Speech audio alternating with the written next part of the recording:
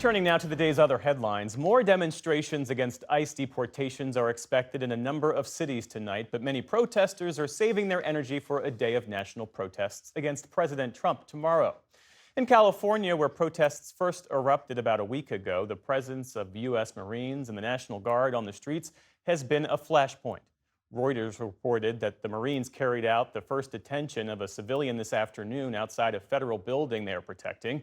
There are bigger questions, too, about whether courts will allow the Guard and the Marines to remain for a second week. Lisa Desjardins has our report. A rare sight, Marines on the street of a major U.S. city, today in Los Angeles, guarding federal assets. This after a third night of curfews and arrests. Local media reported dozens arrested, a figure notably lower than previous nights, and now more cities are seeing reactions.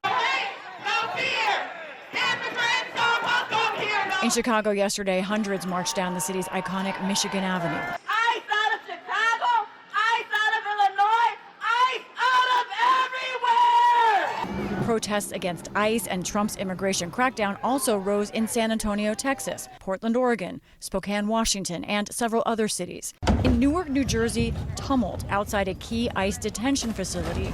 Protesters attempted to block officers at the gate. At that location, 4 detainees escaped yesterday after breaking through a wall.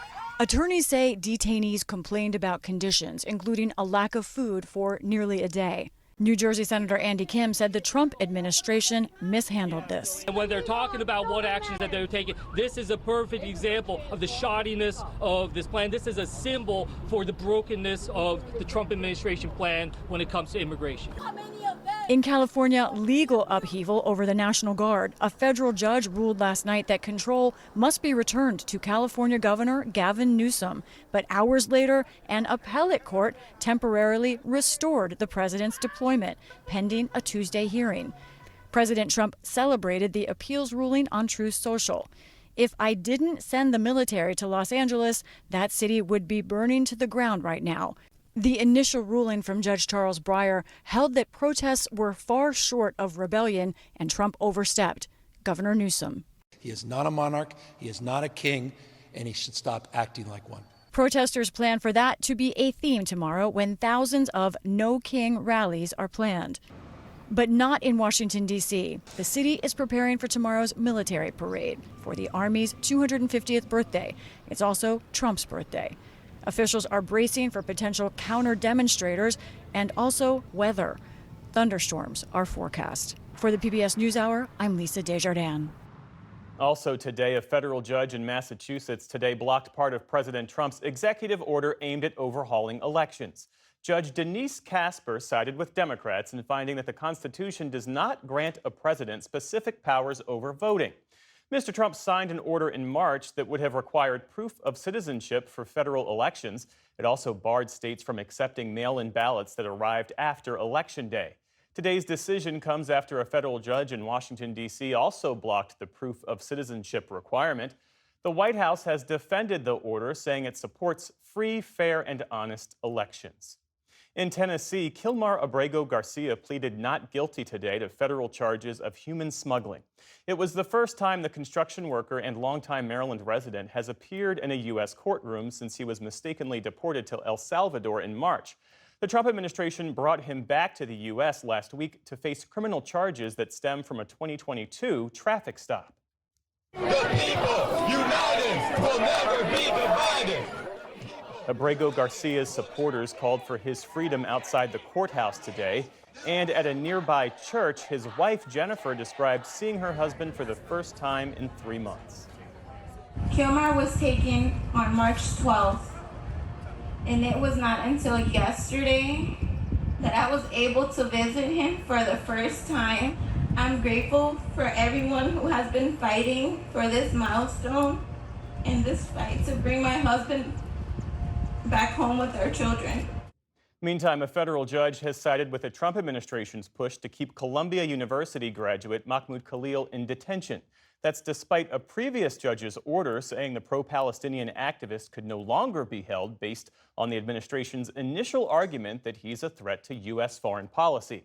The government now says Khalil is being held on other grounds, claiming that he lied on his green card application. The head of the Smithsonian Portrait Gallery is stepping down 2 weeks after President Trump said on social media that he had fired her. Kim Sayet's departure was announced in a memo to staff, which was provided to the NewsHour. In it, she is quoted as saying, "This was not an easy decision, but I believe that stepping aside is the best way to serve the institution I hold so deeply in my heart." Her announcement comes just days after the Smithsonian made a public statement asserting its independence over personnel decisions.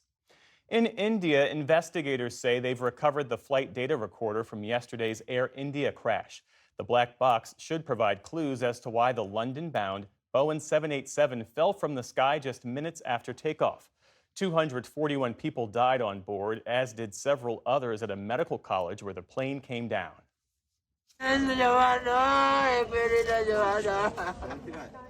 Today, scenes of grief as families waited for DNA tests to identify the bodies of their loved ones. At the crash site, India's prime minister toured the wreckage and then met the sole surviving passenger at a nearby hospital.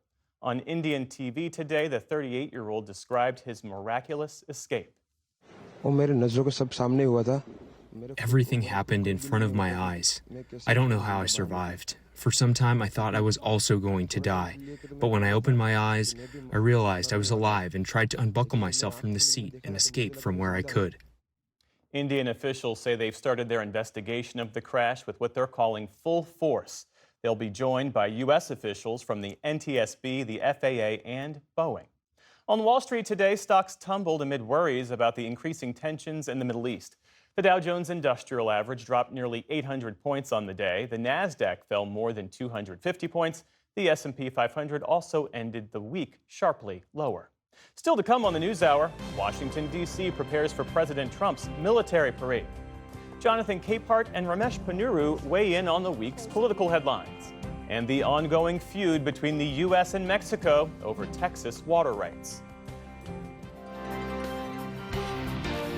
This is the PBS NewsHour from the David M. Rubenstein Studio at WETA in Washington, and in the West from the Walter Cronkite School of Journalism at Arizona State University.